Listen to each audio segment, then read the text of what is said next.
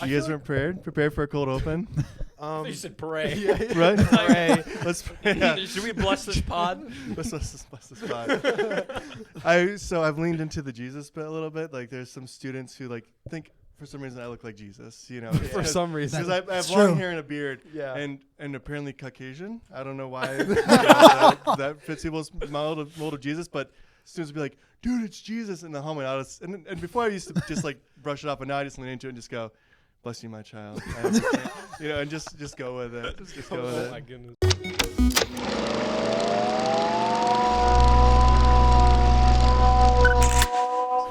All right, hello. My name is Austin. I'm your co-host. Welcome to Loud on Set. This is my other co-host. I'm Jonah. I'm the other co-host. This Honorary is my co-host. I'm Jacob.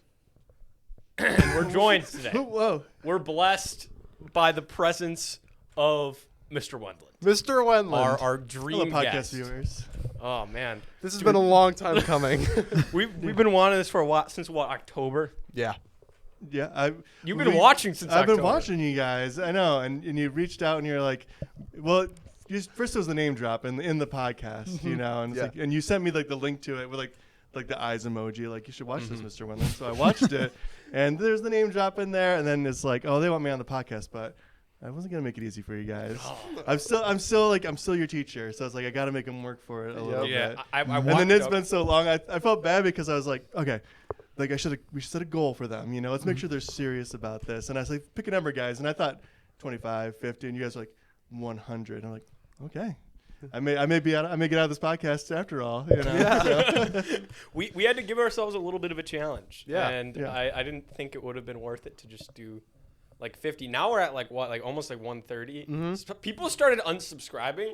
And I think people don't realize. That was me, actually. I was trying to keep it below 100. We're at 99 right now. Did not so want to be on the I think pod. we have to end the pod. It's Yeah, at right. 99. Sorry. So. Well, that was our episode So of it's Loud over, yeah. No, it's like people don't realize we notice because we have such a like small number of subscribers still. I mean, 120 is like still a lot, but it's still little enough that when someone unsubscribes, you notice and you're like, oh, what did I do? It hurts, right? It That's hurts. like when I post on Instagram or stuff, I'll just see people unfollow, and I'm like, all You're right. not gonna say goodbye, you know? Yeah, it's like, you what the don't heck, know, dude? you know? You Yeah, don't what did know, I yeah. post to? It was probably a constitute bot. that? You know, don't Probably. worry about it. Yeah. So, tell us a little about yourself and how you know us for the viewers. Also, let me really quick just mention we are in a completely different spot than we normally are in. Yes, we are. Well, I'm always here. You know, I appreciate I appreciate the continuity. This is. Would you say this is This a is his loud crib. set? This is his crib. This is Mr. Wendland's crib. This is where I live. They plug me in the corner over there, like after school, and then they just roll me back out. To teach You charge back there, like next to like the skeletons. Yep, and the heads. USB-C. Yeah, I'm just Oh, yeah. really? They upgraded to USB-C. Yeah, now? it's nice. You know, Okay, yeah. I got the upgrade. Yeah. All right, tell us a little bit about yourself and how you know us. for Sure. the viewers. So, hello, everyone. My name is Mr. Wendland.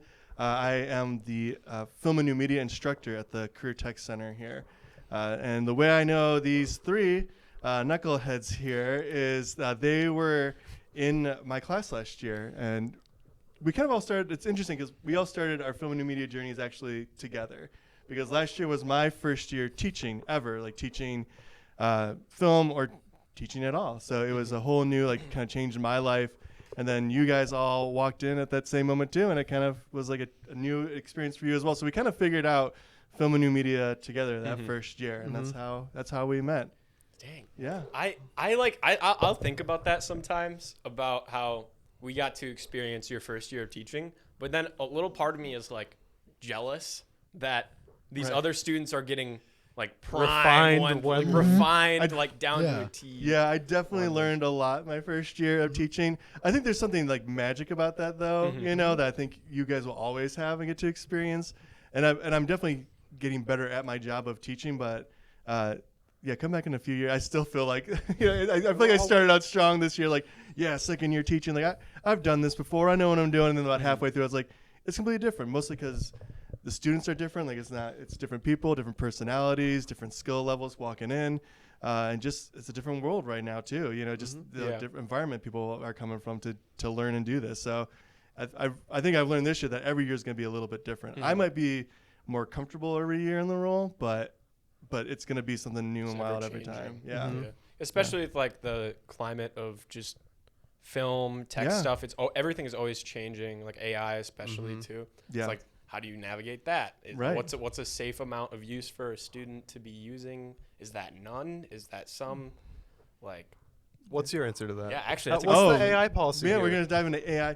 So AI policy, like for the classroom, or like my thoughts just on AI in general? Let's just say both, but Both. I meant the classroom when So I asked.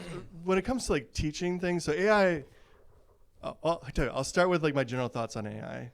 First off, I think it should never be used to like replace a human, right? Like taking jobs, like that's a fear of mine, and for like the future of the industry, like making sure that people actually get to do jobs, and that we're not just eliciting AI to like ingest all the scripts that were ever written and then try to poop out like some kind of, I don't know, media, and people will do that. They'll use the shortcuts. They'll use all that because it's about money and it's a business at some point. And I think that's more for like commercial work than it is, I think, industry work. Yeah. But when it comes to like the classroom, what I want is AI to be a tool that students can use, but you have to know how a tool works before you can actually use it, I think. So if we're going to use AI to like remove like the noise of the room, like that's going on, like there's a lot of noise in the background. Right now in DaVinci Resolve, which is the editing software we use, you can click a button and that noise is gone. When I was when I was making Back in my day. back in my day, I'd have to like go through and like use EQ to like try to like find where that sound is and like remove it all out. I think if students know what the tool is doing, what AI is doing, then I'm okay with them using it because it's just getting rid of like it's being more efficient with your work. But I don't want it to generative AI and things that like are taking something like creative that and input from other like creative people and then like trying to create something out of that. I just feel like there's like a little bit of like a moral dilemma to that I just don't want to like have in the classroom right now. So Yeah. I think that's cool that you want them to understand what it's doing Yeah. as well, because I feel like, and I've talked about, I think I may have talked about this on the pod before, that unfortunately with AI, like you can, like generative AI, I am not personally a fan of, but you sure?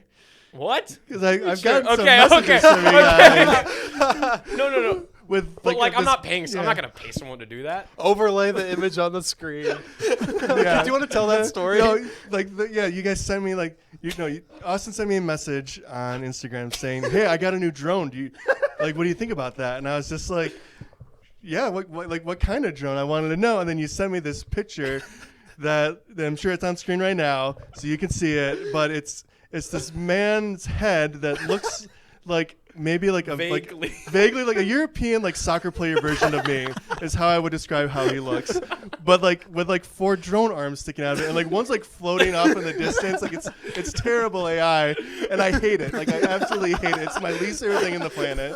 I probably shouldn't say that because now I'm just gonna get a bunch of messages of that because I said I don't like it, but it just is just like terrible. This is terrible. And then you messaged me. You're like, "What's going on here?" And I'm like, "Oh, I got the Bluetooth one." Yeah, with the little propeller that's like off, not even attached. Oh, And then man. Jonah sent it to me too, and Yeah. I'm sure I'll get Yeah. a few more now. So No, Yeah.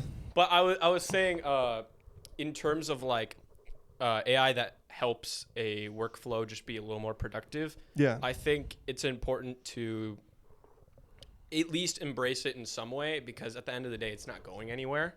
Like AI is not going to disappear. So I think the sooner you at least use it to maybe make your workflow a little more efficient, I think the better off you're going to be, because for a while I was just like, I'm not going to touch any of that. Yeah. And then it's just like, well, everyone else is. yeah. But And AI is like, it's kind of like a buzzword really, because for we've sure. been using AI for a long time. It just wasn't really labeled that way. Like any technology that does something automated for you is kind of what we talk about when we talk about AI. And Yeah. and the new updates and stuff make software really easy to use. I mean, I'm terrible at spelling and grammar, so like I use Grammarly. Ad hashtag ad. No, I wish for you guys. Our But sponsor segment yeah. of the episode. Because that just helps that work for me. And Yeah. I mean, I'm not going to send my emails to a publicist every time to like check it for me before I send it out. Right. So Yeah. Exactly. it's helpful in some ways, but there's definitely a line where it becomes from being a helpful tool to something that is doing. I love this quote, and I think I've seen it somewhere, where I want AI to like do my like laundry and my dishes for me so that I can have the Yes. freedom to do the creative things I want to do, like make movies or write music. Yeah. I don't want AI to make movies and write music for me so that I have more time to do my dishes. Like that's not, Yeah. Exactly. that's not the point. You know, Yeah. it shouldn't be done that way. So I agree with that. If I'm allowed to pivot here, Go allowed for to it. Pivot, Go for I feel like I knew you as a teacher for Right. the whole first year, and now, if I may, I do kind of see you as a friend figure, but I still see you as this. Oh, It still feels weird to say Zach though. I will not say Yeah. Zach. I'm sorry. you It's looked always you Mr. looked Wes- visibly uncomfortable when I said that. You no, were like, it's fine. This There's like students I have now who call me Zach, like Oh, in the really? classroom. Oh. And it's a little like it's okay. Sorry, I know I'm totally like derailing. No, and it's just okay. Talking way too much. I remember where I'm at. So. But because I came from like industry first, like I've never been a teacher before. I've never been Mr. Wendland before. Yeah. Until last year. So like no one ever called me Mr. Wendland ever in my life, you know. And Yeah. so walking into the classroom and students are like, what do we call you? I'm like, I don't know. My whole life I've been called Zach. So just call me. You can call me Zach. You can call me Mr. Wendland. I don't care. But it didn't take long for me to be in this role to really feel like, oh no, I'm Mr. Wendland. Like, and that's kind of actually what I prefer now, you know. And I don't care if they call me Zach because like I gave them permission to earlier, but it's Mr. Wendland going forward. So like with future classes, do you think he'll be like, it's Mr. Wendland opposed to I've already kind of started doing that, Yeah. you know. So I think it'll kind of trail Gotta off a phase little it bit, out, you know. yeah. But yeah, sorry. No, it's okay. So as I was saying, like I knew you in this kind of like teacher-student capacity, but now that we're kind of like getting to know each other, you know, on a more personal level, I guess what? I guess my question is Sorry. my question is like, where did your personal journey with like film begin? Did you see like are there like a few movies that you saw that really like inspired you, or is there like a filmmaker that really like kind of set you on that path that you admire, or Okay. It's a good question. How deep in the Wendland lore do you want to go with like is- my? however the deep you Wendland want to pod. get? This My is the Wendland story. pod. Go for it. Because I don't want to approach this. I think I'll tell you like a little bit of my story about film, just because I think it's interesting and maybe like I imagine a lot of your viewers are like kind of in like situations like you guys are, like you're beginning life, you know, like you're like after high school and stuff. Because I didn't think of that filmmaking would ever be a career that I would have ever. I didn't know you even could. Like growing up, you know, as a child of the 80s and 90s, like we just watched movies and somewhere someone out there made them. Yeah. Like in Hollywood. Right. And like that's the only type of movies that were made or videos that were made. They Yeah. were somewhere else, somewhere completely different. And so I thought it never crossed my mind that it could be a career I could do. Because I think especially without like social media and like YouTube was just like in its infancy, like you just never saw other things out there. You saw what was around you. So I saw my mom as a special ed teacher. I saw my dad as a surveyor. I saw my uncle. I saw my youth pastor at my church. And I thought, those are the type of jobs you can do because those are the jobs that are impacting me. And so it never crossed my mind I could do films, which is funny as I look back at my life because I've been making films since I was a kid. Because my grandpa donated to me or like kind of handed down to me this old VHS camera that he had because he used to love to travel. He was like a World War II vet, just wanted to spend the rest of his life traveling with his wife. And so he would buy like new cameras every now and again, and he'd hand me down these old ones. And so I started like making videos in my bedroom as like an elementary kid, like with like my stuffed animals, you know, and I'd tell stories with them and just set it up, and it'd be ridiculous. And my neighbor friend would come over and we'd tell the stupidest stories, you know, lots of pee and poo jokes, you know, like elementary school stuff. And then that went away, right? But no more jokes like that anymore. No, sure, not I'm very ever. mature. And I was like, but it never crossed my mind like I could do this as a career. I just kind of kept doing other things, and it kept evolving. Where I was a part of a youth group, and I started making video like intros for our youth group. Like we'd make like videos, and we'd do like spoofs on like Survivor and all these things, and just kind of make them like on high-8 videotape with some friends. And I had another guy who would like edit them, and we'd shoot those, and it'd be fun. It was just like a fun thing we did on the side. And then my best friend in high school growing up, shout out Jason Link, friend of the pod. I don't know if he's a friend of the pod. Friend of the Friend of the pod now. Any friend of Wendland is a friend of the pod. He had an idea for a feature-length movie called The Blue Stripe Avenger. And we were like, we're going to make this like superhero spoof movie with our high camera. And I like built like one of the main bad guys was like this giant robot. So I built like a robot costume out of stuff from like Home Depot. We were filming it and we wanted to get like good audio. So we had this like cheap like microphone that like probably like belonged to like a karaoke set of some kind, you know? And we had, I don't know who you play golf, but you know what a golf ball retriever is? Yeah. Like if you shoot like a golf ball into the water, like an extendable pole that you go in and get Yeah. your golf. We use that as our boom pole because we've seen it like in the background of and we put the microphone in there, taped it in, guerrilla plugged it in. filmmaking. And we filmed it. Funny story, we got into the courthouse to film a court scene. And we filmed this whole scene and here's a couple funny stories from that. First off, we wanted this like dramatic moment to be in slow motion, but we couldn't film in slow motion. So we just had people move in slow motion in the video. That's awesome. And we like filmed this whole dramatic scene. We go back to watch it. I had forgot to turn the microphone on, so we had no audio at all. And that kind of killed the whole vibe of the whole project. And we never really picked it up. We never finished it. Blue Shirt Avenger remains unmade. Lost media. Well, hey, Media. But You could again, do it again. You we're could doing this whole. I could do it so better now, right? I'm doing all this and never thinking like, oh, I could do this as a career. Right. Like I'm like, I don't know if I was just completely oblivious or just not aware, you know? And so it wasn't until I went to college and I thought I'd be like a math teacher. And then I realized I didn't want to do math the rest of my life. And then I tried a few other things. Like I was like, maybe I'll do psychology. Maybe I'll do this. Maybe I will be a pastor. And I dodged a bullet there. And so sorry, nothing against pastors. I love you guys. But I just was like, I'm going to pick something that sounds like fun. And I've always had fun making films. So I picked a film class and was like, oh no, I genuinely love this. Yeah. And this is what I have to do, at least to graduate. And then I thought maybe I'd still go on and do something else. And it wasn't until I was still thinking actually about going to seminary to be a pastor. And I was sitting in the car with my wife, or at least soon to be wife. And we were talking about just like, we just watched a little video and I spent so much time like breaking it down and talking to her about it. And she was like, you spend more time talking about film and video than you ever do about anything else.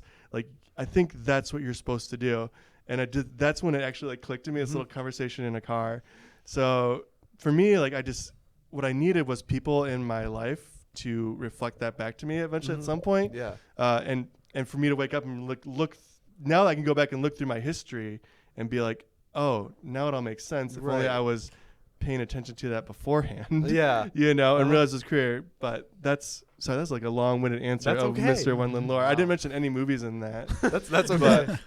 But I grew up loving like animated films, like Beauty and the Beast, like the classic like Disney 2D, like Beauty and the Beast, the Robin Hood, animated Robin Hood with the Fox classic. But the first movies that I really like fell in love with, and still like my favorite movies to this day, are the Lord of the Rings trilogy. I just love those films, and I love like they're just like they're such movies, and. When the extended editions came out, like I bought the DVD box sets, and there's like 2 discs for the movies, but there's 2 discs for the behind the scenes, and I devoured this behind the scenes content like crazy. Again, never thinking like, because I saw that, I was like, well, that's how movies are made. There's no way I'm gonna do that, like I'm not gonna go to New Zealand and film something. But I think that was just all feeding into my like subconscious and into me as a person until like I started out of college working. I started working at a television station. And then I started making commercials for people, and then it just kind of grew from there into my own production company, and then working for a couple of nonprofits and like a marketing company, and just doing my own work and finding a way to pay the bills while making video. So yeah, that's what I did. Amazing. Wow. Okay, I got one more. It doesn't have to be deep. Yeah. But I know we touched on it briefly with like when you last year when you were first like fitting into this teacher role. Was there like this is like an interview question. What the heck? Oh, wait, hit me. Was there any like nerves that you had coming in? Because I mean, the second years at that time, like they loved Mills. Yeah. Mills was the former CTC film and new media teacher. Was there like any like pressure to like live up to this like Mills guy? I actually don't know much about him. Sure. But I just know people really liked him. Yeah. Yeah. No, I got to meet Mills. I actually met him when I came in to like interview for the job and see if I wanted to be a fit, there definitely was some nerves. I think, you know, I like high school for me was like not like a great experience. So like being around high schoolers again, I was worried like that was like gonna like bring some of that back up. But I'm a little older and more mature now, you know, and I thought I can handle this. But there's definitely some nerves. You just don't know. Right. There's a lot of nerves for us because a lot of pressure because we moved our family to be here. Like I grew up in this area, and we moved away. But then I moved me, my wife, my 2 kids, like back up. We're closer to our family now, which was part of the appeal of coming back for this job. But there was totally like, boy, I put us through a lot for this job that maybe I won't like or be good at, you know? Right. I was fairly confident that it was going to work out.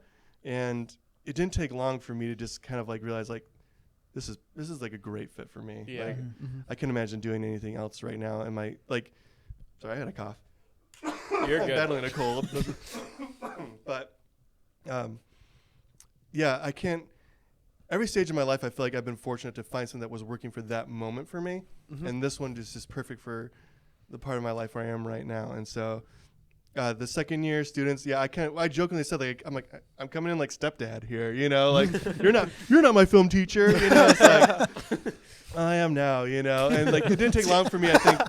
I think like relationships are so important. Like and that's just like my kind of mindset around teaching is like I have to have a relationship with you first before I feel like you're really gonna like respect me, and if you don't and want to learn anything from me, like if I have some authority in that I am your teacher and that I have some industry experience, like I know what I'm talking about, but until I actually build a relationship with you, like I think that's when real learning begins. So for those second years, the first thing I did is I want to sit down, just get to know you guys and build a relationship with you. And that's just kind of how I've treated all my students. Yeah. So. I have a question. So, like, in high school, Yeah. like, comparing high school to CTC, like, a lot of the students, like, this is for everybody. A lot of people don't connect with their teachers at high school, or it's like, it's going to go to bad places. But, like, when I go to CTC and I connected with you and Jay Rose, Yeah. it felt like you were, like, open to everybody about it, like, how you felt in, like, your life. And, like, you just seemed like so outgoing that like when I go to high school and I talk to my teachers, they're like demanding, they're like all serious and stuff. But when I go here, you were all like chill. You were able to let us do whatever whatever we wanted, but like, but like you had more like, you let us have more freedom in like what we can do at school. Yeah. And like, how did you feel like about that? Like, how do you feel about like connecting with your students? Yeah, that's a good question. I think honestly part of it is, and I don't know if it's, again, that's part of that first year magic. I don't know if like in 10, 20 years, I'm going to be some grizzled teacher who like doesn't want to talk to any of my students or anything like that. I don't know, you know, if that's probably just my personality probably a little bit, although I'm more naturally introverted. So it takes a lot of energy for me to like have as many relationships as it takes to do in a classroom. I'm pretty tired at the end of the day. But I think it's just also I didn't like go through the education system. Like I didn't get trained how to be a teacher. I just got trained how to make movies, right? Like that's my experience is making films and doing this stuff. So I just treated it like you guys were part of my crew. You know, if we were gonna make a film together, you guys are part of my crew. And and again, relationships are so important in the industry and in life in general. So that's where I started was from relationships. And I've just learned over a lot of hardships in my own life, like it's just best to be honest and be real. And like, why not like try to just swing for something creative and unique and special like that than just kind of like, we're just here to do X, Y, Z. Plus, I feel like I kind of wanted this to be for people. My hope is that every high school student has at least one class that's like what we had for film and media for you guys, and for some people, I think it's maybe like their music class. Like for me in high school, it was choir and like doing musicals. Like that was kind of like my safe place in school, you know. For my wife, it was her band room, you know. For some, it's like their art room. I think, especially for creative people, like those creative spaces to be in is like their safe space. So I just wanted it to be like a space where you could come and thrive because you felt safe and like you could survive here, and not like I was gonna come and like beat you down or like do that. And I have the benefit of having like to teach something really what I think is interesting. You know, I don't have to force you guys to do math or like other things. You know, so it just kind of it was just more natural that way for me. Like English. Yeah. You guys. Bro, I'm dude. sorry. That's crazy. You guys are so mean to her on the last pod. I felt. Well, I didn't were say we? anything. That was all. Wait, him. what did I say? You were being a bully. You were being a Was little I? bit of a bully. What? She might be watching this. Also. She's Oh. yeah, Dude. not friend of the pod because you guys are so mean. Okay. I have She's no great. problem Okay, with her. actually, you know what? I think this goes right off of what you were actually just saying, because I feel like definitely with more academics, like opposed to like art-based classes, there does need to be a little bit more of a like kind of stern force opposed to being like Sure. a little bit more loose. Yeah. Because here, right, you want to give like students creative freedom to kind of express themselves creatively. Yeah. And in more like academic things like math and like English, you might need a little bit more of like a stern guiding hand for that. And I think because people got so used to just kind of being more loose and having that freedom here, Yeah. having that Monday where it's like you have this and this and this and you need to get done and Yeah. this, it was kind of like a break in their week where it's just like, oh, this is I don't want this, right? Because I'm so used to just being able to kind of Yeah. work on my projects as they come, opposed to this is much more you have to have this done by then, Sure. which definitely you still have in your Yeah. class. But do you kind of get what I'm saying? No, I get what you're saying. I think. And there's a- I don't actually dislike it. No, I just know. didn't like that I had to watch the Schitt's Creek intro 5 times. Well, you probably should have watched it one more. You know, just. Oh, just 'cause you It missed- didn't click yet. Yeah, Dang. no. I will No, watch it with my mom. I think you know sometimes. with our English teacher, I think she does her best. I mean, I think Mondays are hard to probably teach in general. Oh yeah. Yeah. And I think she doesn't get the chance to build those relationships as much as we do For because sure. she's only here one day, Mm-hmm. right? As opposed to me being here all 5. And honestly, like last year, with it being my first year, I was just so thankful to have a day that I didn't have to like have everything prepared and like ready to go. Like I had a good day to kind of like catch my Yeah. breath and like get prepped for the week. And I kind of just let Bernstein do her thing. Mhm. And As you yelled at us, though. yeah, Be quiet. Shut like to let her do her thing. And I think because of that, we didn't like connect always a ton. And this year, I think it's been a little bit better. I don't know. Hi, Allie, behind the camera, new student this year. Thanks to Allie, New by the way. angle unlocked. Yeah, right. This is true. So, I think we've been a little bit better job of like making it feel more like it's part of the program, not Yeah. just like this one day a week that we do something completely different. Mm-hmm. So Yeah, I actually will say I did think the second semester, the English like day became like a little bit more fun. sure. I think especially with like because she did give us she gave us that freedom with like I think it was like pick a podcast you want, right? That was a Mhm. great. and then you have to and then you kind of have to dissect each one, right? Yeah. I think people really resonated with that one and liked that because they did have that like creative freedom that they're used to having at CTC, Yeah. right? That's good. Yeah. But no, I don't actually dislike Miss Bernstein. Friend of the pod. Friend. Friend of the pod. Friend of the pod. Friend of the pod. So I have something I like a note of gratitude I wanted to bring up to you. I'm in a at the local community college. I'm in the audio tech program, and essentially what we do is it's like what we do here, except instead of work with film, we make records and Yeah. create live sound. And I noticed that in some teaching styles at the community college, a lot of teachers can be set in their ways. Like even in a completely subjective field, which is that of making music and how to record it. Right. Yeah. A lot of teachers will say like, you could do that, but like, I don't want you to do that because I don't think it would be good. Like, I don't think it would be good. And I just wanted to like bring up that in your class, all I got from you was, like, I want you to experiment. I want you to try things. And if it fails, then Yeah. to try other things. Yeah. And it's just like this completely open door. Whereas, other people I've met recently have, not that they're doing a bad job, but it's just kind of, they're preemptively shutting down routes that I think lead to good learning experiences.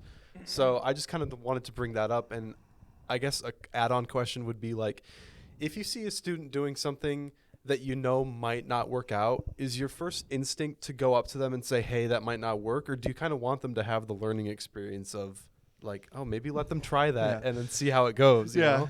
My first instinct, honestly, is like my inside is screaming, like, oh my, this is not going to work the way you think it's going to, you know. Right. And so like inside I'm just like, oh my gosh, I want to step in and help so much, because I'm so used to being like, when you're working in the film industry or like making video production, it's such a collaborative environment.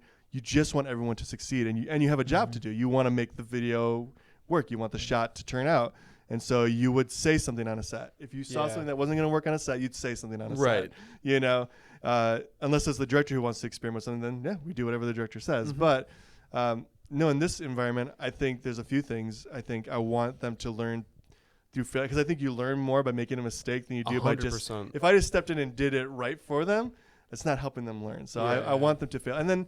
Sometimes like there's just surprising results that you just don't expect, you know, like that, like, oh, this isn't going to work. And then all of a sudden it's like, well, could it? Like, actually, you know, like this could be something that could work. And I think I've just learned that it's kind of like improv a little bit. Like there's this idea of like, yes, and like, let's try that and then see. But maybe this will tweak it a little bit that way, you know? And I don't want to make also like mini copies of me, you know, like I want them to be able to, like, I've been more creatively inspired by being here than I have in a lot of other places, because you guys, like the students, they don't know what not to do, right? And so they come up with these ideas, and I'm just like, I would never think to do that, because I would immediately go to, this is why it can't be done. But why am I making this list of why it can't be done right now? Because maybe it didn't work one time in the past. Like, let's see if it works this time. Maybe it will, you know? And if it doesn't, okay, maybe we know for sure. Like not another do, reason. You know? But I think. Oh, did you have something? Yeah, I was gonna say. Go ahead. This is like completely off like anybody's topic, but this is about like our school year. But out of us, like, who's your favorite? No, like favorite. Who's your favorite? It's gotta be me. It's Jonah. It's me. I guess like, how did you enjoy our FaceTime, man? I was trying to be subtle. he was like.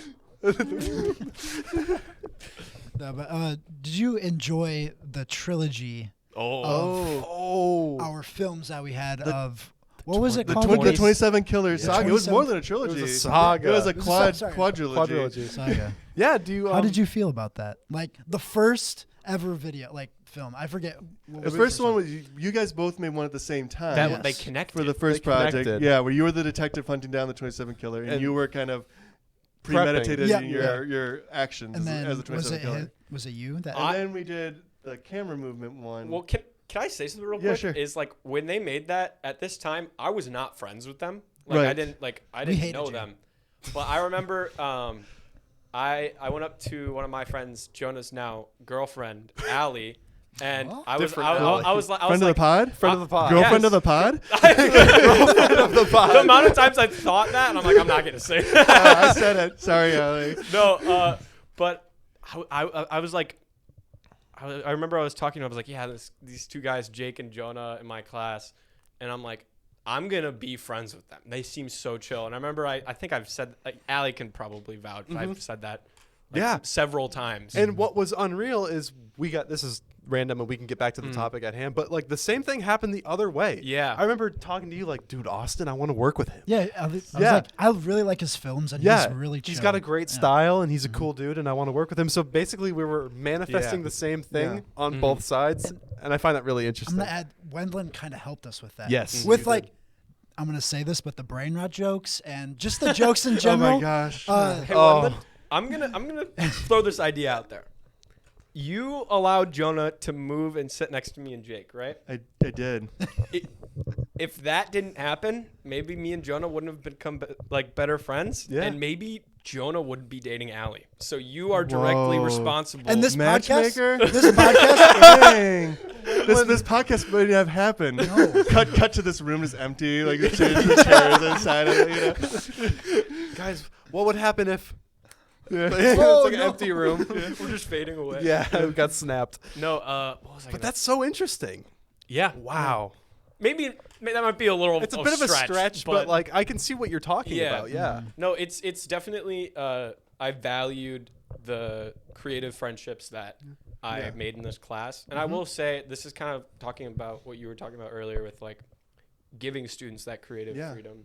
I mean, I came in with like a base set of knowledge, so like I was just like so eager to just do whatever, and I'm very glad that you guys just like allowed us to kind of experiment, because you guys had so much equipment here, and I'm like, Yeah. I don't really like. I mean, I know how to like record and like use cameras, but like I'm not used to having all this stuff. So I'm like, I'm just gonna see what works and just mess around with stuff. Use this studio, which is I don't know how it is this year, but I know last year, especially the first semester, it seemed like people were kind of like a little hesitant to use some of the tools that they had here. Yeah.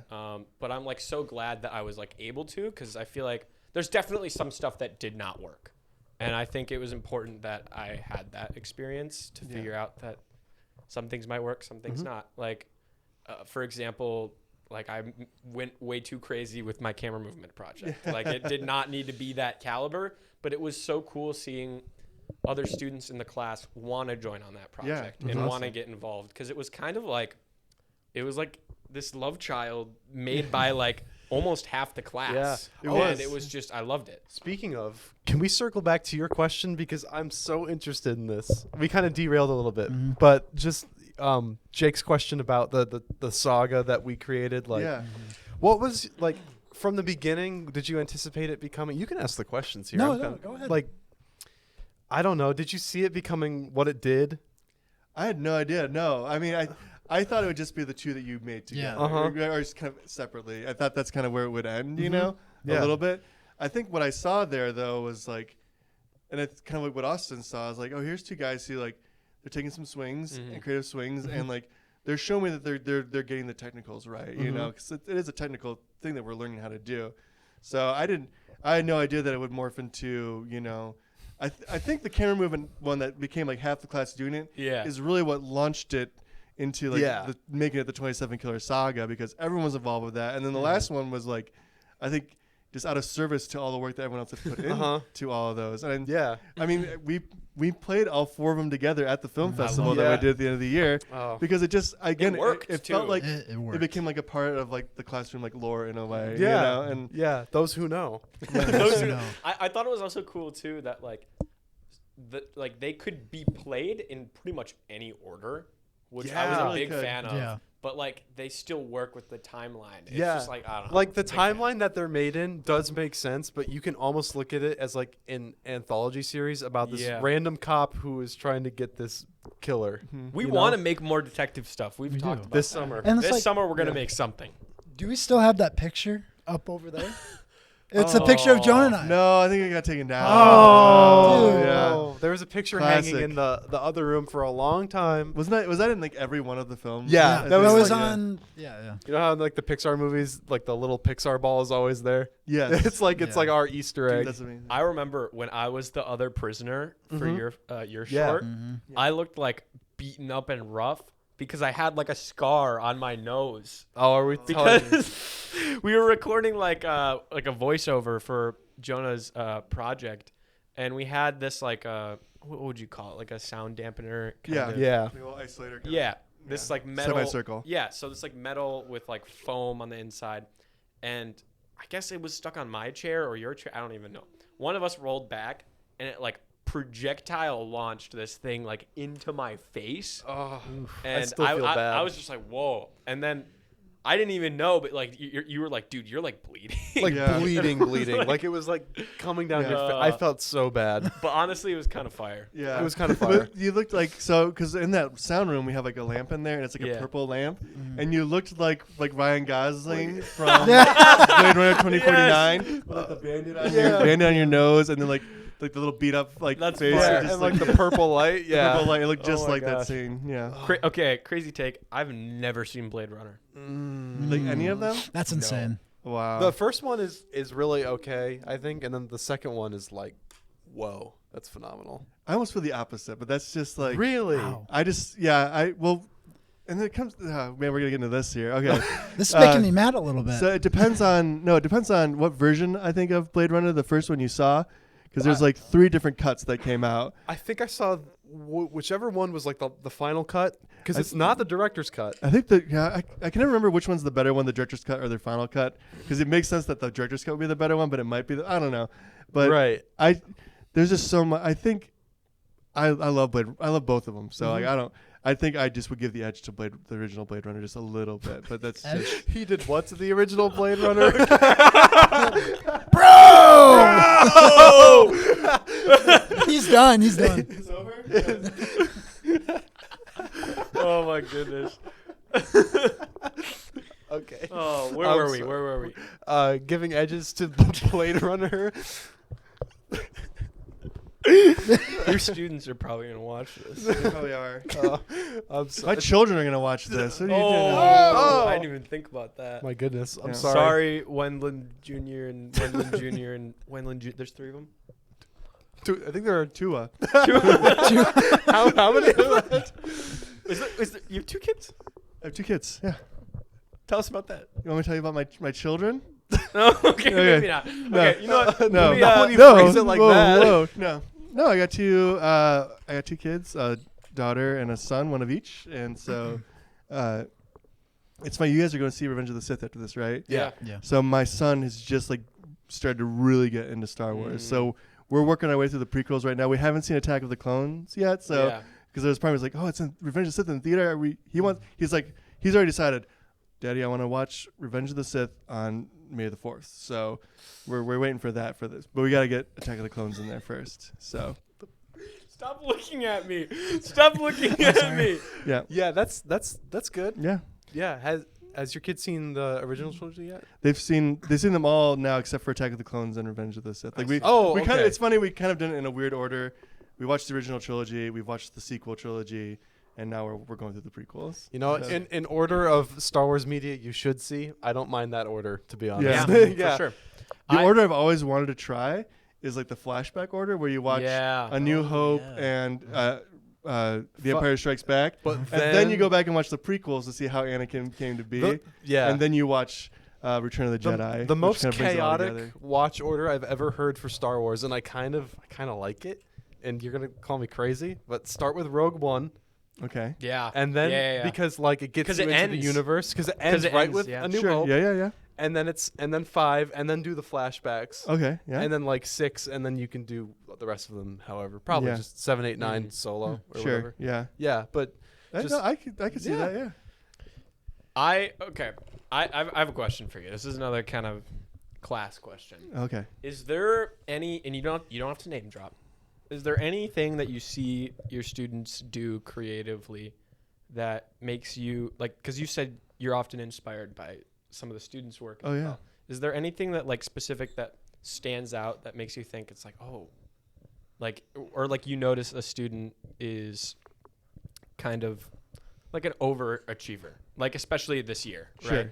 And you're like, oh, they're going places. Yeah. Is there He's like asking specifically? about himself. No, I'm not asking about myself. Not last year. We all know who that was. Yeah. Well, but this year specifically. Yeah. You had to make it clear. Yeah. No, I do. Okay, I have one student in the AM.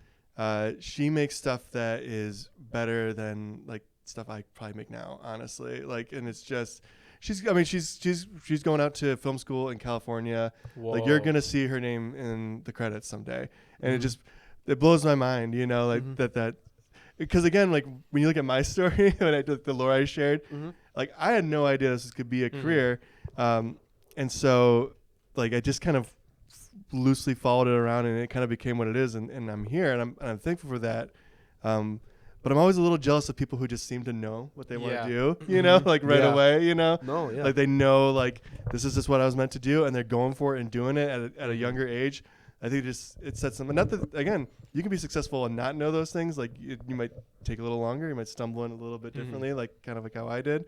But they go out there and they're making stuff, and it's really really good, you know. And I think the thing that inspires me the most, and the thing that I get a little bit jealous of, like the students with, is we focus a lot on narrative storytelling, and I love narrative storytelling, and I love documentary a lot too, which has its own narrative vibe to it. But I've made a lot of documentaries, and I've made a lot of like commercial work where I'm like selling a product, you know, because that's the work that pays the bills and like, you know, does all the stuff for me. I haven't had the chance to like make a lot of my own like narrative pieces. And so when I love giving the students this opportunity now where they don't have to worry about paying the bills as much or like meeting some clients' needs, that they can actually just have that creative freedom to tell a story. Yeah. And I think if you learn how to tell a story really well, you can do anything. You can walk into a meeting and like just get to know someone's story or share your own story. If you do that effectively, you're communicating with people. A product, you're just selling a story in a lot of ways too, and not just like some product. So I think just that freedom, and it makes me like want to like finally like I have ideas for like narrative short films. I'm like, I should just freaking do it, you know? Like these guys are doing it. Like I just need to make it happen. And I wish I had a class like this to just give me the time and resources to do it. You know, for sure. Like I when I started this class, I mean it was my senior year, and I was kind of wrapping up, thinking of like, okay, what do I want to do after school? And I've always known I've wanted to do something with like film, but I was like, okay, I've done this, I've helped these people with like video stuff, but in terms of like actual media to show, I was like, I don't like portfolio especially. I'm like, I don't have anything, and I'm like, that's not good. So I do appreciate that this class gave me like a really, really good foundation to build my portfolio on. To be able to show like my creative interests and what I'm actually like capable of. And like just to like bring around to like what you were saying with like how when you grew up you didn't even know this could be a job. Yeah. I think our age group and younger are the age group that grew up with YouTube. Like most of us here were like born when YouTube like first came up. So like especially growing up seeing these like YouTubers, people being inspired by that, and then as you grow older you maybe find like more film centric stuff.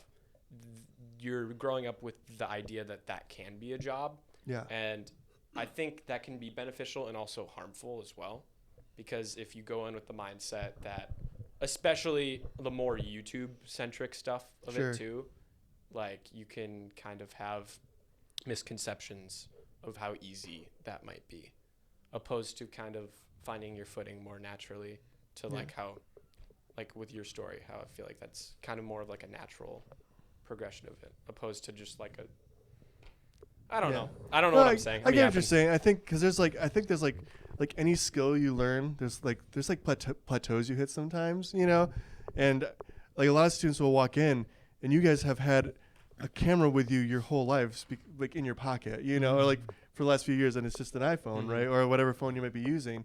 You could film really great stuff on that. And a lot of I think students get frustrated because I hand them a camera that is not easy to use like an iPhone, and they're like, I can just film this on my phone, and it looks better than what I'm doing in the class right now, and that's frustrating. But there's a plateau, like a level that where the iPhone hits, you know, like it can't. Although they did just film that like 28 years later. Although if you watch this, if you see the rig, it's like an iPhone, and then it's like $3,000 lens that's like attached to it. It's like, okay, buddy, like you can say you filmed it with an iPhone, but we all know what's happening here. Right. Yeah. And like $1,000 of lights and $1 million budget still, you know. But there's like a plateau, right? Like your phone can get you to this quality, and that will work for like YouTube and certain things, and if whatever it might be.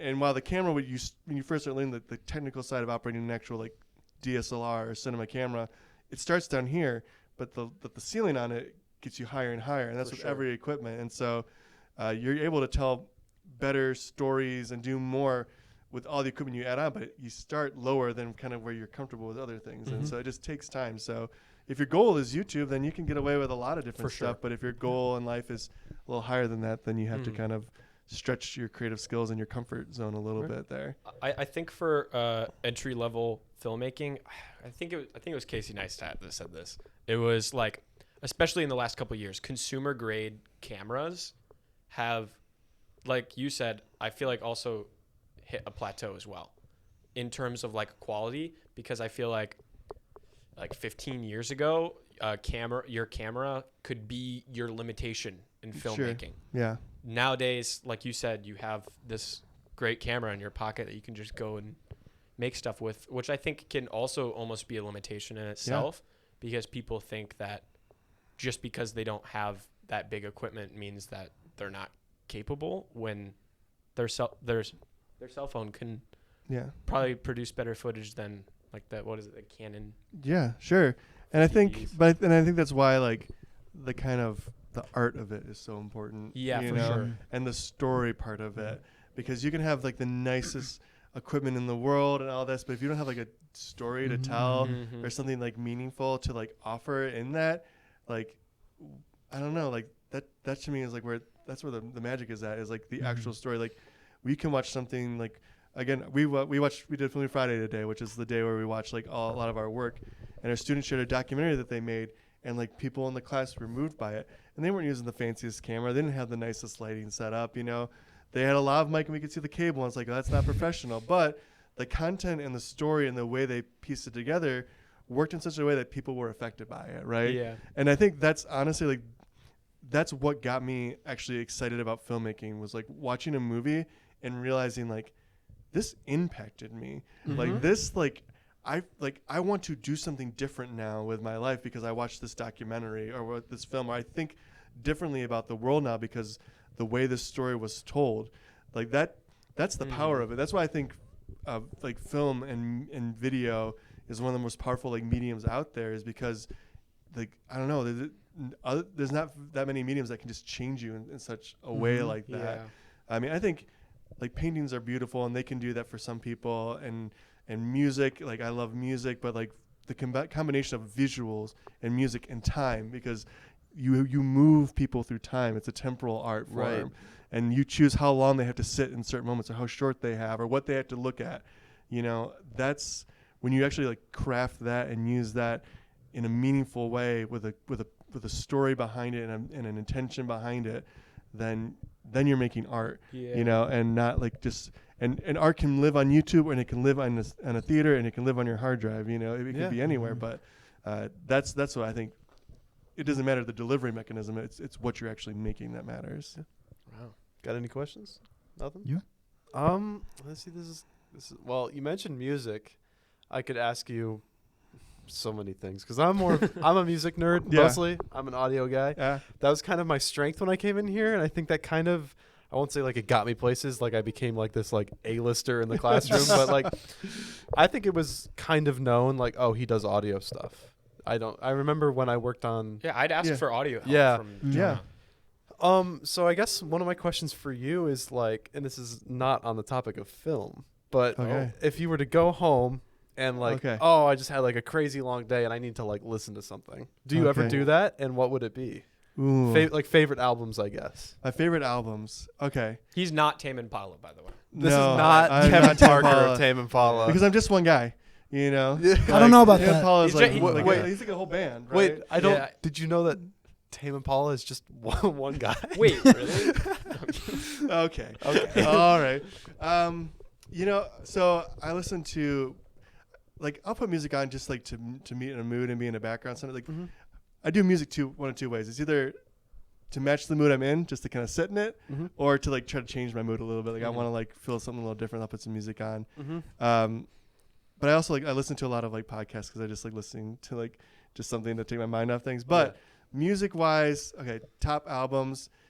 Radiohead OK Computer is probably like one of my favorite albums of all time. Yep. And like I didn't just adopt it like you Gen Zers, you know. Like I grew up with like the real, like that came out like when I was growing up, and like it was just huge for me. It was like the first time I remember hearing OK Computer, and it was like the first time I heard music like that. Like I realized like, oh, music can be so much more than just like the pop that's on the radio, you know. So that's one of my favorite albums of all time. I'll put that on just that to vibe. I mean, like, but if I really want to just chill vibe, like Radiohead, I'm putting in Rainbows on. Yep. You know, that one just kind of is just like. It's on Jonah's top 5. Yeah. Good album. Yeah. And they're like sister albums in a way. They are. So have you ever done the listen where you listen to one, like the track order where it's like one from the first, like OK Computer, then the first one from In Rainbows? Like 1, 1, 2, 2. Yeah. I've heard of that. I haven't done it yet. But I tried it once. It's a fun experience. I would like to. Try it out. Other music I listen to. I'm totally blanking right now. Radiohead. It's just Radiohead, folks. No, but I used to have like a good list of like top. Hold on, let me pull. I have Just like a look into Mr. Wendland's dark, twisted soul. Yeah. Nitrous' soul. So when you heard Radiohead when it first came out in the 1900s, It wasn't Back in the Stone the Age. late 1900s. yeah, back when dinosaurs roamed the earth. Okay, I feel so mean. I got other albums. Okay, for you. okay. So I have like a list here. He has like I was prepared. I was starting to make like I started to go through this process because I hate my least favorite question is what's your favorite movie. Oh You my know, god. I hate that question. And like, what's your favorite album? Like the favorite thing. I just hate ranking things in general usually because I either like it or I don't. Yeah. Like that's Yeah. it. Like and then some things like more than others, but I just struggle to rank things because I feel like ranking art is kind of a lost. I don't know. I struggle with it. Are you But on Letterboxd? I am on Letterboxd. I didn't know this. Yeah. Revolutionary information. I'm trying. Okay. I'm just like now starting on Letterboxd. I have no idea how that works. I probably should follow some people or something. I have no idea. You know, Follow us. All right. We'll show you around.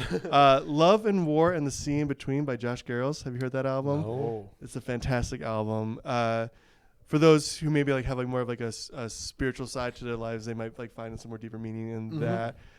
But it's just there's a song on there called Ulysses. It's one of my favorite songs, and it's just like the story from like Homer's epic, like the coming back home kind of. Homer Simpson. Yes, Homer Simpson. Oh my gosh, so do they talk about donuts? they do. Yeah, Okay. it comes full circle. And then I'm joking. one of my favorite bands too. You guys heard of Me Without You? Ever heard of Me Without You? Me Without You is one of my favorite bands of all time as well. Again, a little bit of a spiritual side to their music, but like you just gotta listen to it. But Brother Yeah. Sister, the album Brother Sister, Brother, sister, Check- me without you. Me Without You, check Okay. that out. And Love Okay. and War in the Sea in Between by Josh Garrels. And then Radiohead, OK Computer. And then like I'll just vibe to anything. Anything. I don't know. Yeah. Again, music is something that I don't like curate as well as I'd like to. I just will put music on and just like I'll find a song that I like and then I go and I say make radio for this song, you know? Yeah. And it just make a playlist off that song and I'll just listen to it, you know? So I'm feeling like David Lynch reference. Fading to You by Maisie Starr. I'm really into that today. You know, I'm gonna put that on and I'm gonna click the little 3 dots on Spotify or Apple Music or whatever you listen to and just like make radio from this song. Yeah. And I'll just listen to stuff that's like that because that's just the vibe I'm in at Yeah. the time. And then I always feel bad because like I hear all this music and I'm like, I can't remember. I don't know what I listened to. I was into it. I was just in the moment with it. So If you're like, if you want to chill and you just want to relax, okay. what are you throwing on? Because I know you said you have for different moods. Oh, if I just want to chill and relax, let me think. You guys are putting me on the spot. I'm not ready. I was already talking about movies, not music. Oh man. If I'm ready to chill, hold on. I was just thinking. I mean, again, In Rainbows is Yeah. one that I'll just Very chill out album. very chill to. I can't think of anything No, else. you're I'm, good. I'm You're good. totally Don't worry about blanking. I'm totally blanking. I My other. Here's what I'll say too. My other thing to do to unwind is I love playing video games. So I'll unwind with like Talk video about that. games too, because I feel like video games. I talked about how I think like film and movies are like some of the most powerful media. I think video games might have like the upper hand just a little bit because it has all those things to it, the music, the visuals, but you're controlling this character usually. So I love like the games I love are ones that tell a story. They're more like narrative role playing type games. So. Like recently, I've been playing like Red Dead Redemption 2. Oh, yeah. It's just an amazing story, but because you're moving around Arthur Morgan, like you become him more than you ever would just watching a movie with him. And so you just it's and you're making choices, and you have to pull the trigger to shoot someone or not. You know, you have to make these choices, and it's so interactive. So so I love games like that. My favorite video game series of all time is Legends of Zelda. Yeah. Like, it was just the first. Yes, Like, Ocarina yes. of Time was like the first video game I fell in love with. That's how video games got their hook in me, and so it's been my favorite series ever since. But I definitely am like a big fan of the like storyline based. Like one of my favorite like storyline is like NBA 2K. No, I'm kidding. Fortnite. There's a game I don't actually, surprisingly, after graduating, I have not like I don't touch the games as much. That sounds. I don't. He does what to games? I don't play games as much as I used to, which is unfortunate because I definitely there's like a special spot in my heart for them. Like one of the biggest, more like storyline based ones is called Detroit Become Human. Oh yeah. That game was very really good. really really good. Big fan of that, but no, not really storyline based. Terraria. That's like the game I've been playing since I was like wee little lad. But I have an idea for like a mini segment if you guys want to indulge me. okay, I'll indulge you. Wendland lightning takes. Oh my gosh. Okay. Ooh. Lightning round. Ooh, okay. Okay. All right, So hold on. we can popcorn this. I'll You put know, my phone away. shout out something different. Lock But in.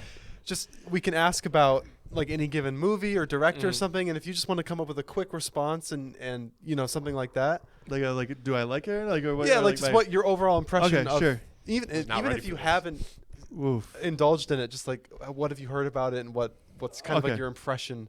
So friends of the pod and viewers of the pod know that we have a special place in our hearts for the movie The Lighthouse. Oh yeah. yeah. Are you familiar? I have seen The Lighthouse. Yes. What are your quick lightning thoughts about The Lighthouse? I love The Lighthouse. Wonderful performance. Bizarre movie. Like it's the why can't I think of the director's name? Oh my Robert gosh. Eggers. Robert Eggers. I love I haven't seen The Northman yet, but I like The Witch a little bit better, which I know is like a little bit of a hot take, but Hot take. and then Still. Nosferatu I watched recently as well, and that's probably like my bottom of Robert Eggers. That's but fair. but so I think The Lighthouse and The Witch are kind of like my top two from Yeah. him.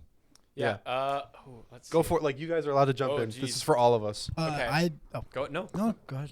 I love the Lighthouse because Yeah. I actually, you got me hooked onto that because obviously of the Same. there's some memes out there and I was like, you know what, I'm just gonna watch it. And I think with me and like black and white films nowadays, I'm not a big fan, but that really set the tone for black and white For films sure. for me. Yeah. And now I like it because like Nosferatu was like, wasn't it a black and white film? I'm sorry. Well, No, the it new- was the a very newest one, like right? dull, muted Yeah. tones. Yeah. But 'Cause it wasn't like a pure black I and white. don't blame you for like remembering that it was because Yeah. it's very like Because there was like There's some so of much it. shadow and light in it Right. that it Yeah. feels almost black and And- white. But there's definitely like hues throughout of like blues and other And things with the going on. Norseman, I have seen that, and honestly, it was pretty good, I'll but I check it wouldn't out. put it over Yeah. the Lighthouse. I definitely think it being like black and white makes you like forces you to really focus on composition way more. Oh, yeah. Because it like some of the shots in that movie look like a painting. Like Oh yeah, paintings, yeah. absolutely. Oh, I guess lightning round question. Sorry, my favorite one thing about the go Lighthouse. My ahead. favorite thing about the Go for Lighthouse though is there's a behind the scenes picture of Robert Pattinson in color from that. I think someone colorized Oh. it, but he looks like Mario from like he's got like the overalls on. He's like in Yeah. reds and green because you use when you're filming black and white. You still have to be very careful with the colors you have them wear because sure. that translates to different blacks and grays. Right. Yeah. Like you can't just have them wear Yeah. whatever because No. it'll be Yeah. It was like I think it was like for black and white like back in the day like lipstick would often be like green.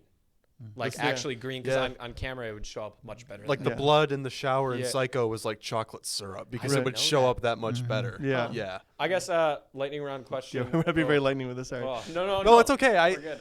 Just in premise. I guess we talked about this a little bit right before the pod, or maybe briefly. Favorite TV show right now? Favorite right TV now. Right now. Okay, the one I'm watching right now that I'm really enjoying is The Studio. Yeah. Which I compare to like The Bear for filmmakers because Mhm. it's like you watch The Bear, like, and I grew up working in restaurants as well, and just kind of re-traumatizes you a little bit, you know. Yeah. But like the Studio kind of like. You're just in there and I'm just watching this whole thing happen. You kind of cringe because these people are terrible, you know? It's hard to say like you enjoy a show because there's terrible people in it, but it's kind of poking fun at It's like that The a little- Office. It's like The Office a little bit, yeah. But okay. The Studio, we just finished Severance. That show is amazing. I've heard it's good. I watched that. Yeah. The Last of Us, I love that series as well because I love the video game as well, and that's been fantastic. My favorite of all time, as far as comedies go, the show Community. Have you ever Yes. seen? Community is one of my favorite My TV man. shows of all time. That's like the one I'll go to like rewatch for like comfort show. So What's your favorite surrealist mystery set in the Pacific Northwest? that would be. I'm really trying to think of something other than Twin Peaks. But it's Twin Peaks. It's Twin Peaks. Yeah. Yeah. Yeah. Yeah. It's fantastic. We have talked about it behind camera, Yes. but I'm really glad that you enjoyed that ride. Yeah. Yeah. Yeah. It's been awesome. It's been good. Like David Lynch was always a director I admired, and like I was glad I actually kind of took the step into it because I think it's one of those shows like from the outside you kind of see like a little snippet of you're like, this looks like some cheesy, like horribly, like what is this kind of show, you know? And then you actually watch it and then you just realize like, oh, you have to actually experience this to understand it. You can't just you have to be in it. If you don't, and you have to give it a chance. But, yeah. I just real quick. I just want to bounce back to the studio really quick because I don't believe you two have. I haven't seen it. One of my favorite things that I love about it, and we've played around with the idea of like just doing like little mini series like stuff. Yeah. The way it's shot, I'm big fan. It's like every scene is a oneer. Pretty much. That's cool. There's one whole episode that is a oneer. Actually. Yeah. It's called Oneer. And it's called The Oneer. And it's an episode about what is this? Some kind these of film Oneer? directors trying to get a Oneer, and this studio exec walks on set and basically like keeps messing up the Oneer. Oh, okay. So, like over and over. But the whole really episode good. is its own It's Oneer. shot as a Oneer. Yes. Okay, cool. It's very cool. I'm actually a really big fan of the first episode. Like I like with the first- Scorsese. Yeah. Oh. I'll have to watch it. It's good. I think this last episode, the one about the the pediatric oncologist, was one of my favorite ones so far, actually, because I feel like I started to see like a little bit of why. Because again, it's one of those shows where like, I don't want to root for these characters because they're terrible people. Yeah. But you kind of start to root for them a little bit in this one because it feels like they have something more to say about their art. I've been meaning to watch Always Sunny in Philadelphia. Yes. I've heard really Never good seen things it. Yes. about it. That's really. Never seen that that show one. is Neither my have I. jam. I've just seen clips, and I'm like, I like it, so I'll Yeah, have to give it a it's watch. funny. I'm not a huge TV person, but Yeah. there's I will say certain shows. there's an episode of that show, speaking of Oneers, that's called Charlie Work, and the premise of the episode is like, because they work at a bar, right? Yeah. And the idea is like, oh, the inspector's coming, and nobody did their jobs because they left it up to Charlie, who's one of them. Yeah. It's like, oh, that's Charlie Work. So there's this incredible 10-minute Oneer of like him running around the whole bar, like upstairs, downstairs, inside, outside, trying to clean up everything while the inspector is looking at, like he's going behind her back to like clean things up and like make things not look like hazardous waste. So it's like, that's an episode you should keep your eye out for. That reminds me. Is it Brooklyn Nine-Nine? Yeah. Oh yeah. Yeah. I don't really watch it, but my family does. There's an episode I've seen where one of like the interns, for all the meetings that like her boss doesn't want to do, she'll schedule it. That's for Parks and Rec, Parks and right? Rec. Oh, Yeah. is that? Yes. Is Yeah. that Parks and Rec? Okay. For March 31st. Yeah. I But didn't it's think an there was a March actual day. 31st. Yeah. That's what I meant. My bad. And he's like 93 meetings in one Yes, day. amazing. Yeah, that's Yeah. a great show. Yeah. I love Parks and Rec. What's your favorite, or no, what's a movie that like impacted you the most, or like actually shed a tear on your eye? Like, Whoa. Okay. Shed Shed a a tear. Yeah. Hold on. And it could be sad, or it could be like Happy something tears. that's super good. It could be either. Something super good. The Minecraft movie. I haven't seen it yet. I'm sure I'll cry at the Child Minecraft. that yearned. Okay. The most I think I've ever cried in a theater. I'll talk about that one. So Titanic. it was one of the first times I took my daughter to a movie, and we took her to see Inside Out. And so I'm sitting there with my daughter, and she's like a little bit smaller. She's on my lap as we're watching this movie. And like I'm watching, it's a movie about a daughter growing up and like all these new emotions and all these things. And so like I'm just sitting there and like That's probably like a core memory. Though. Yeah. Yes, exactly. Yeah. Literally core memory, because that's Oh my gosh. That's you're probably one of the right. most Yeah. I've actually cried at a movie was Inside Out for sure. I've seen the second one like I haven't 3 seen times, and I don't. It wasn't even like intentional. I haven't It just seen the kinda second one at happened. I all. haven't seen it. I don't think it deserved a sequel. Yeah. Wasn't it good? Deserved Didn't is it a get good harsh reviews? word. I haven't seen it. Oh. I'm not I saying was think, okay. I think it deserved it was good. I'm not saying it didn't deserve, but it did not need. Because it's like it's kind of the same premise as the first one, except instead of like unlocking like these like baseline emotions as you grow up, it's more of like, okay, now you're getting into like the teenage stage of your it's life. like newer emotions Yeah. that are coming through. Yeah. That might hit harder for me when my daughter's more in that age. She's still young, but R.I.P. Bing Bong. R.I.P. Oh, dude. All right, Yeah. Okay, that actually made me Real cry. one. Dude, that made me cry. Yeah. Real ones cried at the Bing Bong's passing. Yes. Because he's like say hi to Riley for me. And Oh, he's like he's in at the the ditch, bot and he's like fades away. his hand is like fading away. And Yeah. it's like, oh. All right. Ultra lightning round. I'm just gonna say some names of filmmakers, and if Okay. you can rattle Yeah, off yeah. a favorite movie. Okay. Yeah, give me the and yeah. Okay, so just famous ones. Steven Spielberg. Anything? Love Steven Spielberg.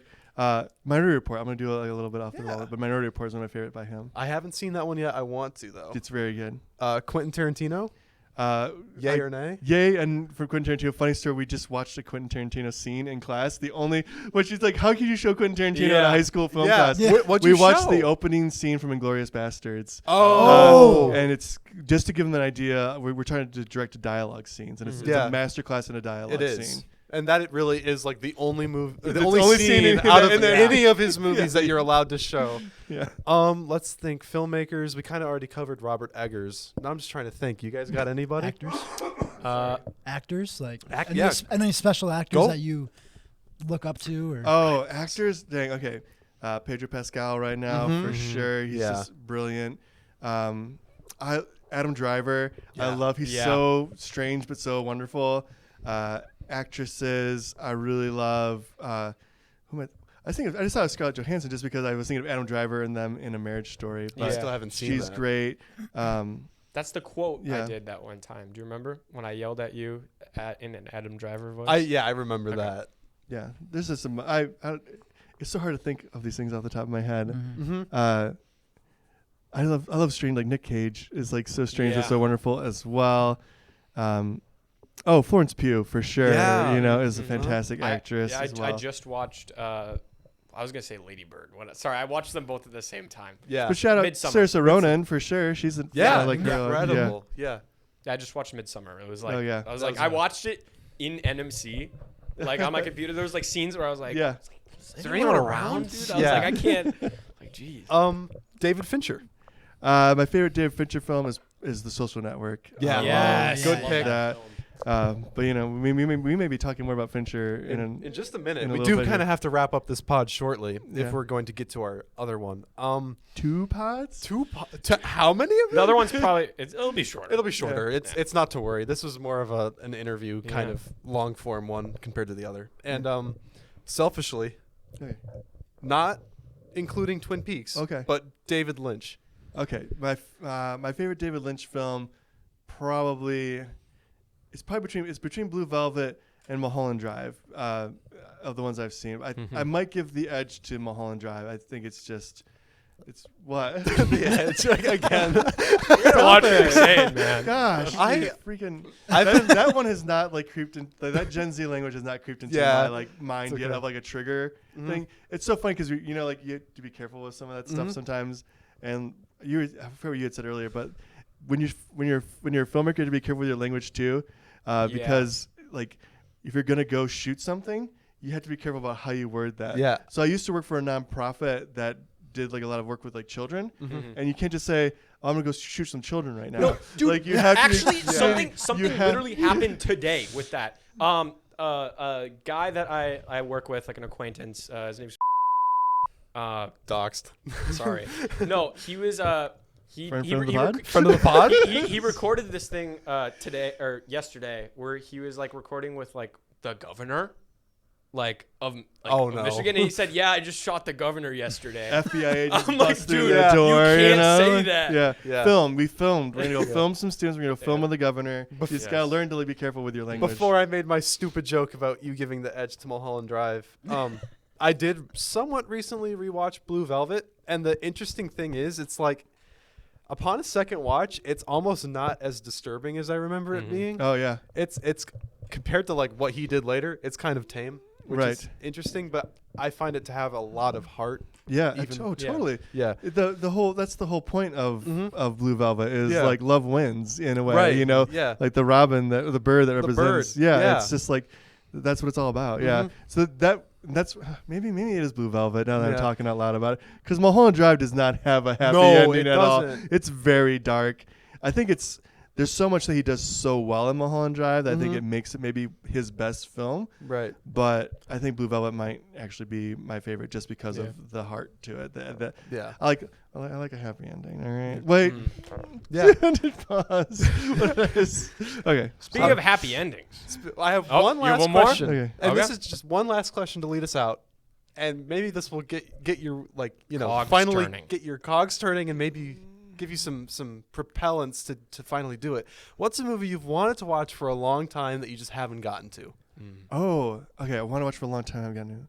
Hold on. I'm gonna pull up my list. yeah, Because I have a Go whole for it. list of movies that And I this- want to watch. This will be our final, unless you have one more. no. Then this Okay. can be our final Let me think question of for things this I want to pod. watch. Those are good ones. Hold on. This is like a There's- mega list. He's I know, cooking. guys. This is my list of shows or movies Jeez. that are on my list to watch. My goodness. I know. And here's something I made it through recently. I do want to. You know what I've never seen is Hereditary. I've been thinking about that one Oh, good because movie. you guys were talking about that as Scary well. movie. Scary, bro. I want to see that. What else is there? I don't know. We'll stick with that for now. Yeah. But Okay. Yeah. there's so many movies to watch and not enough time to watch them. Yeah. You know? I'll leave this off. Our friend said, previous pod, there's so many movies that haven't been written yet, Oh my and that's God. so Yeah. exciting. Yeah. That's Yeah. so exciting for me to think about. Yeah. I'm excited. Yeah. Well, I think that was it. Thank you so much for joining us for this pod. Yeah. Mr. Wendland will be back next week, just in the release order. For part Yeah. 2 of our Part two. series. Oh. Okay. Yeah. Yeah. Well, thank you, Mr. Wendland. Yeah, no, thank you guys so much for having me. You know, it's brought back a lot of memories being here, and it just kind of reminded me you guys are so great in class. It was so great to have you as students, except that you guys were always so loud on set.